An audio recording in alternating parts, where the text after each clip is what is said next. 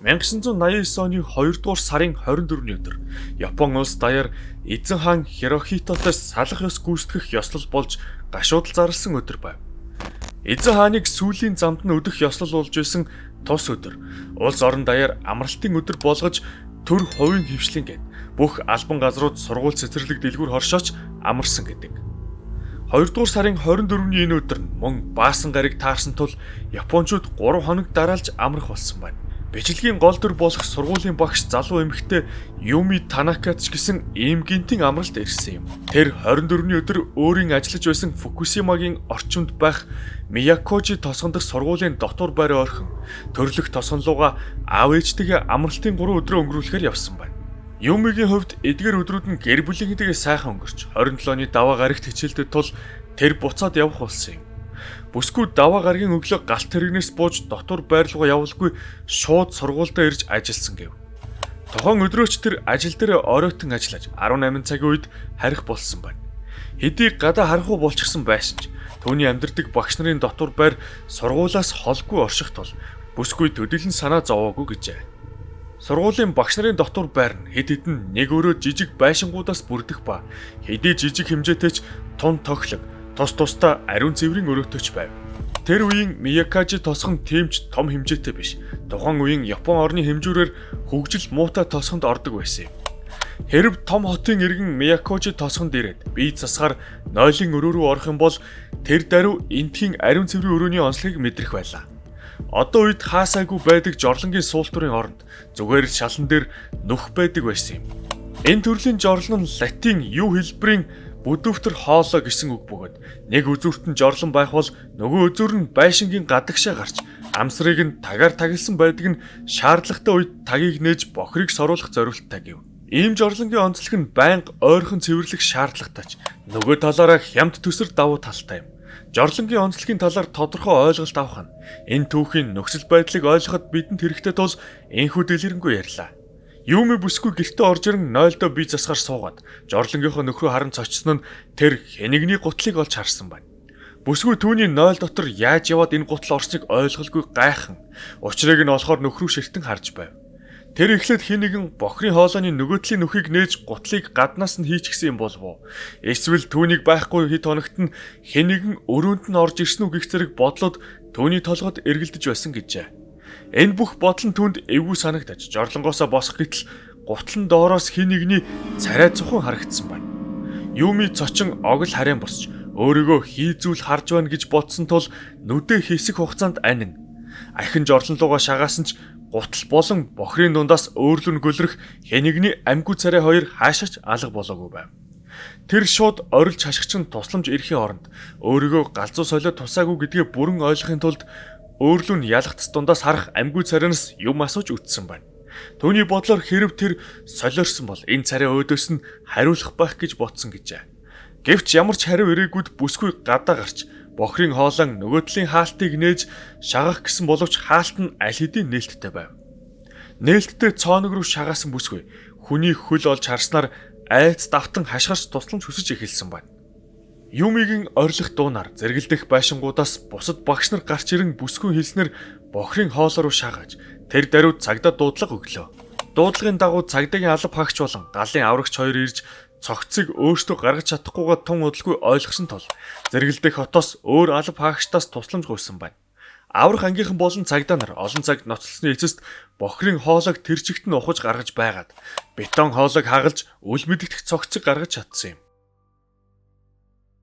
Энэ нэгэн эрэгтэй хүний цогц байсан бөгөөд тун хашгилтай байдалтай бохрын шугам дотор байрлаж байсан болж таарав. Зурагт үзүүлсэн шиг бохрын хоолой дотор цогц өвдгөө нуглаад яг жорлон хэсэгт нь нүүрэн таарсан байхаар дээшээ харан хөвтөж байсан гэжээ. Харин цогцос цээж хэсгэрээ нүцгэн байсан ба хүрмээ ингэртээ эвхэн тэрсэн байсан бол хөлн нүцгэн нэг гутал нь нүүр хэсэгт нь хөвж өрөөснөө нь харин цооног дотор байгаагүй. Цагдаа нар цогцсны өвдгөө нугалсан байрлал нь цооногт багтахын тулд өөр аргагүй байсан учраас энхүү нугалсан байх гэж үздсэн байна.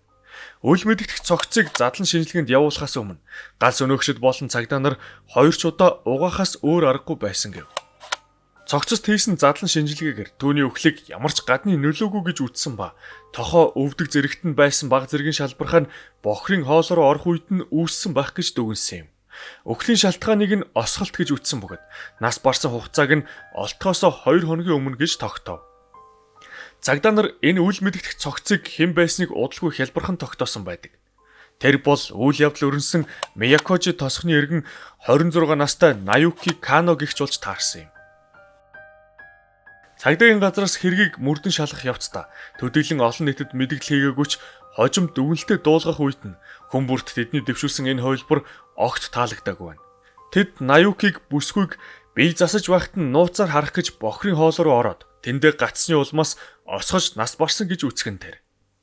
Харин Наюкигийн ар гэрийнхэн ойр дотныхноос гадна тосхны бусад иргэдч энэ хувилбарт итгэхээс эрс татгалзаж түүнийг эрүүл ухаантай соёлтой боловсон хүн байсан гэцгээж байв. Наюкиг ийм зүйл хийх хүн биш. Тэр тосхондоо нэр хүнд сайтай залуу байсан гэжээ. Тосхны ойролцоо байх атомын цахилгаан станцд муугүй албан тушаалд ажилладаг. Ээж аавтайгаа амьдардаг, тэдэндээ байнга тусдын болдог. Мөн тосхныхоо залуустай хамт рок хамтлаг байгуулж, гитар тоглохоос гадна арга хэмжээнд хөтлөгч хийдэг байсан гэцгээж байв. Тэр одооны тосхны даргаыг их дэмждэг. Түүний сонгуулийн ажилд ч хүртэл тусалж сонгогдоход нь гар бие оролцсон гэд тосхны ирээдүйтэй залуу гэгддэг байж. Нэг үгээр хэлбэл залуугийн нийгэмд танигдсан илдэг соёлтой боловсон дүр төрх нь цагдаа нарын хэлсэнчлэн эмэгтэй хүнийг бие засаж байхад нь нууцаар харах гэд бохрын хоолой дотор ялгадас дунд мүлгэж байх гаж донтонгийн дүр төрхтэй нэг л авцалдаж өгөхгүй байсан юм. Хэдий тосгоныхны санаа бодол цагдаа нарынхтай зөрөлдөж байсан ч хэргийг золгүй явдал гэд хаасан байна. Наюкигийн хэрэг төрлөх тосгоноос нь чальж зэрэгэлдэх тосгонд ч хүрч хүмүүс юу болсон талаар таамаглал дэвшүүлцгээж эхлэв. Хэрэг тухайн үедээ хаагаад өнгөрсөн ч одоог болтол Япончуудын дунд таамаглал маргаан дэгдээсэн нууцлах хэрэгүүдийн нэг хэвээр байгаа билээ. Маш олон тооны хүмүүс энэ хэргийг цагдаа нар нарийн сайн шалгаагүй хит нэг талыг барьсан таамаглалтаа бүрэн итгэж өөр хувилбаруудыг төдийлөн шалгаагүй гэж үздэг юм. Залуугийн аавын цагдаа нарт мэдүүлснээр эзэн хаантай салахаас гүйцэтгэдэг 2 дугаар сарын 24-ний өдөр тэр хамгийн сүүлд гэрээсээ гарсан гэжээ. Аавынх нь хэлснээр хүүд нь тэр өдөрч тэр өмнөх өдрүүдэд ч тэр хачирхалтай с ิจ гтэй байдал огт анзаарагдаагүй. 24-ний өглөө гэрээсээ гарахдаа амжуулах ажил байна гэд гарсан байна. Цагдаа нар Наюкиг тэр өдөр аавдаа хийсэн шиг ажил амжуулах гэж биш, Юмиг нь дотор байр руу явсан бах гэж үтсэн юм. Хууль хүчнийхэн энэ таамага үнэмшилтэй харагдуулахын тулд Юми болон Наюки нар өмнө нь бие биенээ ичнээ таньдаг байсныг чухалчилж байсан бөгөөд Наюки өөрийн гаж санаагаа эртнээс тээж ирсэн байх гэж таамаглав. Тэдний таамаглаар залуу Юмиг ээж аав руугаа өөр хот руу хэд хоногор явсныг мэдлгүй орой ажилласаа тараад ирнэ гэж бодоод бохрын хоол руу орсон ч тэндээ гацаж мөн хинч ирээгүй тул осгож нас барсан байх гэв. Хэдий Наюкиг мэддэг хүмүүс энэ таамаглалд итгэхгүй байсан ч цагдаа нарын энэ таамаглал бас төдийлөн хоосон таамаглал биш гэж үздэг хүмүүс ч Японд байдаг байна. Учир нь Японд эмэгтэйчүүдийг нууцаар харах, бие засаж байхад нь харах гэх мэт янз бүрийн гаж зуршилтай хүмүүс их байдаг. Үүнийг нь ч цагдаа нар бусад хүмүүсээс илүүтэйгээр ажлын онцлогоороо мэддэг тул тэдэнд энэ таамаг тэмч үнэмшлгүй боломжгүй санагдаагүй байх гэдэг юм.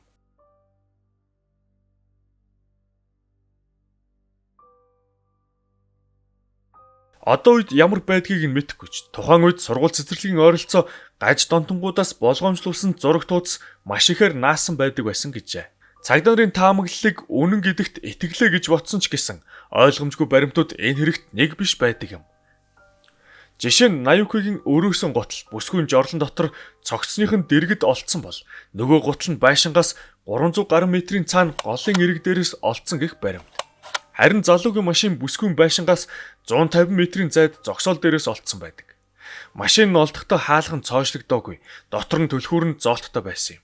Тэгэхээр Наюки 150 метрийн зайтай зогсоол дээр ирж машинаа цоошлолгүй орхиод бүсгүйн гэрээс өөр зүгт 350 метр яваад тэндээ өрөөсөн гутлаа гээгээд нэг хөлн нүцгэн байдалтай алхаад бүсгүйн байшинд ирсэн байж болох уу? Үүнийхээ дараа хэдий гадаа сэрвхэн байсан ч бохрын хоол руу орохдоо дээгүүрх хувцас тайлаад орсон гэж юу? Сануулan хэлэхэд тэр үед гадаа сэрвтэр 5 градус орчим байсан гэжээ. Эдгээрээс гадна бохрын хоолойд тэр огт багтахгүй гэсэн байр суурь бас байгаа юм. 1994 онд залуугийн А болон телевизийн нэвтрүүлгийн багийнхан яг ийм ижил хэмжээтэй хоолойд Наюкитай ойролцоо биетэй хүн оруулах гэж туршилт хийсэн байна.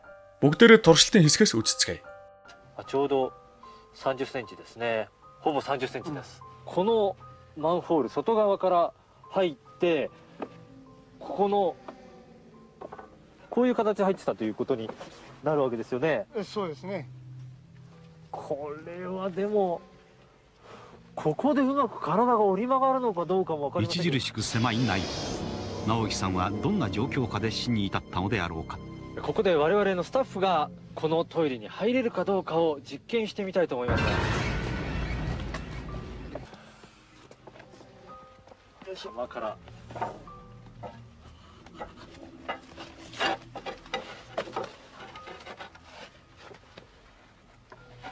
なんとか肩入った？肩は入りましたけど、これ以上ちょっと無理ですね。危ない危ない危ない危ない危ない。無理ですね。危ない。はい。じゃあ危ないで。ご苦労様。ご苦労様。これ取れなくなっちゃうじゃん。これ取れない。これ取れない。 Туршилтаар хоолон амсраар ороод цааш багтаж орохгүй байгааг үзүүлэхийг хүсжээ. Энэ бүгд дээр нэмээд байшингаас зайтай газараас олдсон өрөөсөн гутал, түлхүүрээч дотор нь суглалгүй орхисон машин, хүйтэн сэрэн үед дээгүүр хувцас тайлаад орсон зэрэг нь цагдаа нарын энэ хувилбарт эргэлзээ төрүүлдэг гэв. Гэвч Наюкиг хэн нэгэн бохрын хоолойд хүчээр хийсэн байлаа гэхэд залуугийн нас барсан хугацаанаас тооцох юм бол амьд байхад нь хийсэн гэж үздэг байна. Харин тэр хичнээн орилж тусламж гуйсан ч тэдгээр өдрүүдэд бүх багш нар дотор байраа орхин хоосон байсан тул хинч түүнийг сонсоогүй байж болох юм. Залуу хоолойд орох үедээ амьд байсан гих таамаглана. Тэр амьд байж байгаад нугларч орох боломжтой. Өмнө нь нас барчихсан бол хөшөөд багтахгүй гэж цагдаа нар үзсэн байна. Наюки амьд орсон ч өөрийн хүсэлтээр биш хүмүүс хүчээр ухаан алдуулж байгаад хоолоо руу хийсэн байж болно. Ухаан алдаад сэрэхтэй хөдөлж болохгүй жижигхэн хүүтэн мөн ялгад сүүх газар цэрэд яаж ч аврал ирэн орилсон хинч ирэхгүй. Тэндээ хөвцөр шөнө нь осгож нас барсан. Энэ магадгүй байж болох хамгийн аимшигт өглүүдийн нэг байх. Энэ учирд битүүлэг хэрэгтэй танилцсан хүмүүс цогцыг анхуулсан Юми Танакаг залуугийн үхэлтэй ямар нэгэн байдлаар холбоотой биш юм байгаа гэж хардах хувилбар байдаг юм. Тус таамаглалд итгэгчид бүсгүй жорлондоо гутлолж дараа нь хүний царай олж харчаад шууд айд сандран тусламж гуугаагүй гадаа гарч бохрын хоолойг шалгаж үтсэн зэрэг түүний үйлдэлүүд нь с ิจ гтэй байдаг гэв. Мөн тэд өмнө нь бие биенээ таньдаг байсан гэдэг баримтч энэ хувилбарын талд баримт тулдаг байна. Тэд бие биенээ яаж таньдаг байсан бэ гэхлээр Юми найз залуутай, найз залууг нь Наюки таньдаг байсан. Найз залуу нь тэднийг хооронд нь танилцуулсан аж. Наюки нь Юмид сургууль дээр спортын арга хэмжээ зохион байгуулахад нь тусалж байснаас гадна тэр үед Юми рүү хин нэгэн уцаар залгаад байдаг байсанд тэр утасны яриаг нь бичиж авахт нь бүсгүй тусалсан гэжээ. Тэд үл мэдэгдэх хүнийг залгах үед яриаг нь бичиж авч цагдаад өгсөн ч тухайн үед цагдаа хин нэгэн зүгээр л тоглож байгаа байх гэд тоогоогүй байна. Цагдаа тоогоогүйд Юмиг нь найз залуу болон найз Наюки нар өөрсдөө мөрдлөг хийн гэсэн ч энэ нь ямар нэгэн үр дүнд хүрээгүй юм. Тэр гурвын харилцааны талаар хүмүүст тодорхой болоход бас нэгэн хувилбар гарсан байдаг нь Юми Наюки нар хоорондоо дотн харилцаатай болж найз залуу нь тэднийг мэдээд Наюкиг бүсгүйн жорлон руу хийсэн байх гэжээ. Харин үүнийхээ дараа Юмиг эцэг эх рүүгээ явсан гэх зэрэг хуурамч мэдүүлэг зохиолгож цагдаа нарт худлаа хэлүүлсэн байх гэдэг байна. Мөн Наюки хагас нүцгэн байдалтай олцсон нь ч энэ таамгийн баталгаа гэдэг юм. Гэсэн ч энэ таамгийг батлах бодиттой баримтцэлт хизээч олдоогүй. Энэ нь хүмүүсийн дэвшүүлдэг олон таамаглуудын нэг төдий гэв. Энэ ойлгомжгүй хэрэгт бас нэгэн сонирхолтой таамаглал байдаг нь Наюки улс төр том корпорацийн ашиг сонирхлын золиос болсон гэх таамаг юм. Энэ таамаглалын гол шалтгаан нь хэрэг гардагаас 10 хоногийн өмнө тосхны даргаыг сонгох сонгуул болж тухайн жилийн сонгуульд нэлээд ширүүн болсон гэжээ. Сонгуульд өрсөлдөж ялалт байгуулсан тосхны даргаыг Наюки дэмжиж сурчлаганд нь оролцож байсан ба тэд сонгуулийн дараахан мууталцсан гэх яриа гарснаас болсон байна. Өмнө дурдсанчлан Наюки өөрөө атомын станцд ажилладаг байсны дээр тосгоноо 20 гаруй километрийн зайд байх Фукусима Дайитигийн атомын цахилгаан станцаас тогоо авдаг болохыг дэмжиж байсан гэжээ. Энэ нь тосгоны тогны асуудлыг шийдвэрлэхээс гадна дагаад тосгоны залууст ажил бий болж эх хотыг зорж төрлөх тосгоноо орхих залуусын цуваг багч гисэн барина гэж тэр үзэж байв. Харин түүний дэмжсэн тосгоны дарга сонгогдвол Фукусимагаас тогоо авах ажлыг дэмжиж хийн гэж байсанд Наюки түүнийг дэмжиж хамтарч ажиллах шалтгаан болсон юм. Гэвч яагаад сонгуульдаа ялсан байж тэднийг мууталцсан гэх мэдээ таамаглал гарсан бэ гэхлээр Наюкиг нас барснаас нэлээд хэдэн сарын дараа тосгоны дарга атомын цахилгаан станцыг дэмжиж ажиллана гэд станцын удирдлагаас авилга авсан гэдэг нь тогтоогдож хэл ам гарсан байна. Энэ л үед энэ таамгийг хүмүүс гаргасан нь тухайн үед Наюкиг тосгоны даргын өрөөнөөс уурлан гарч ирсэн шалтгаан нь тухайн үед илрээгүй байсан авилгын асуудлыг нь мэдж уурлаж гарч явсан нь тэр байх гэв. Харин тосгоны дарга түүнд авилгын мөнгнөөсөө хувь санал болгосон ч шудраг үнэнч Наюки авалгүй татгалзаж өөрийг нь авилга авахын тулд тосгоны дарга ашиглаж хуурсан гэж уурлах шалтгаан болсон гэж үздэг юм. Наюки авилгын хэргийг нь мэдж үүнд нь уурлаж гарч явсанд нь тосгоны дарга айж илүү гэрчийг үлдээж болохгүй гэж үзэн хүмүүсээр хөнөөлгсөн. Хожим цагдаа нарт тосгоны даргатай холбоотой тул залууг гаж донтон болгоод хэргийг хаагаад орхисон гэдэг байна. Мөн хожим нэгэн сонирхолтой зүйл тодорхой болсон нь Наюкигийн хэргийг шалгаж байгаад гаж донтон өөрөө гацаж нас барсан гэх дүгнэлт гаргаад хаасан хоёр мөрдөгч тун удалгүй хуйлаа ажиллаа орхисон гэсэн баримт байгаа нь бас ижигтэй юм. Гэвч энэ таамаг тосгоны дарга авилга авсан нь тогтоогдох үед хүмүүсийн энэ бүх салангат пааслыг эвлүүлэн гаргасан таамаг төдий бөгөөд үнэн хэрэгтээ Наюки нас барахаас өмнө дэмжиж байсан даргынхаа авилга авсан талаар мэдсэн мэдээгүй ч тодорхойгүй. Тэд үнэн хэрэгтээ мууталцсан эсгэнч бүрэн тодорхой биш гэдгийг санах хэрэгтэй. Наюки нас барахаас 2 хоногийн өмнө тосгоны даргын өрөөнөөс мууталцсан гарч ирэхийг нь харсан гэдгэн ч гэсэн ам дамжсан яриа ба бүрэн нотлохоо баримт үгүй юм. Ингээд одоо хүртэл 35 жилийн дараач гисэн Япон улсын хамгийн нууцлаг учир бүтүүлэг хэрэгүүдийн нэгт зүй ёсоор ордог энэ түүх энэ хүрээд төгсөж байна. 26 настай Наюки Кано гэгч тухайн өдөр яг яагаад ийм хачирхалтай байдалтай нас барсан гэдг нь ойлгомжгүй, хариулт үгүй хэвээр байгаа юм. Удахгүй улам сонирхолтой бичлэгүүдээр уулзалт болно. Баяр та.